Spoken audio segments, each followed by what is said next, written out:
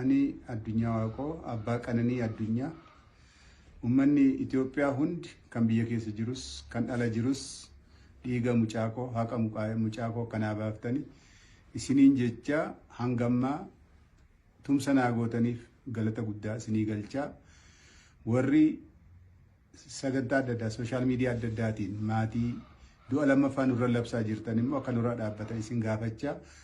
Maatii keenya akka jajjabeessuuf haqni mucaa kiyyaa akka nama baasu hanga bahutti akka na cinaa dhaabbattan hunda keessan isin gaafadha.